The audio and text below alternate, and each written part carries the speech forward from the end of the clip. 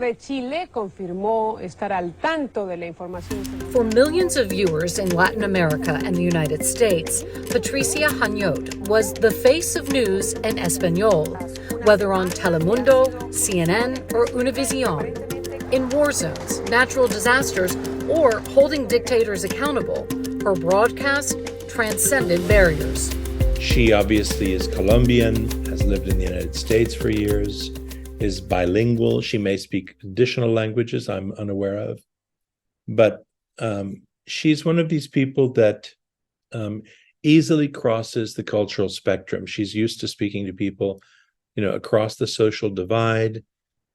She comes from a country that's had an extremely difficult history and complicated history. And she's learned how to negotiate,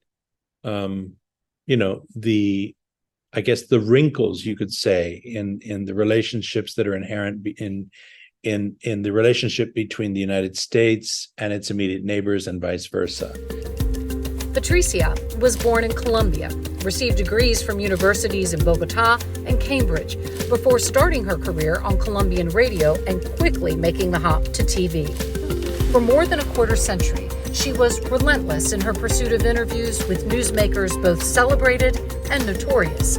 From Fidel Castro, Hugo Chavez, and Augusto Pinochet, to Colin Powell, Bill Clinton, Jimmy Carter, Bill Gates, and Richard Branson. And what was so interesting is that there was no ideology behind the interviews that she was requesting, because sometimes she would be interviewing people from the right in Argentina, and then on the others you would see her talking to Hugo Chavez in Venezuela. Something that always amazed me, I still remember before Hugo Chavez died, he was giving a press conference in Caracas, I believe. And then there was, I don't know, maybe 30 or 40 journalists asking questions. But then as soon as Hugo Chavez, who ended up being a dictator in Venezuela, as soon as he realized that Patricia was there, he immediately talked to her directly. And then they had the possibility of doing an interview surrounded by 30 or 40 people. And it was really interesting because her questions were always tough, always difficult, but she had the respect even from dictators like Hugo Chavez. That was something that always amazed me. As a woman in the media industry, Patricia racked up Emmys and international recognition, winning both the White House Champions of Change and United Nations Women Together Awards. El presidente dijo que donde ganen gobernadores opositores. And is still revered for her courage in the field, while covering stories such as the Israeli elections in the 1990s and unrest in Gaza and the capture of Saddam Hussein, which impressed the toughest journalists and world leaders alike. Her willingness to go everywhere and do any story. At that time, tensions were not quite as high as they've been with the Israelis and Palestinians, but they were still there. But, Patricia wanted to go to Gaza. She wanted to go to Gaza and do, how are the Palestinians viewing this? Or go to Ramallah, how are the Palestinians viewing this? And it just, again, it showed her courage.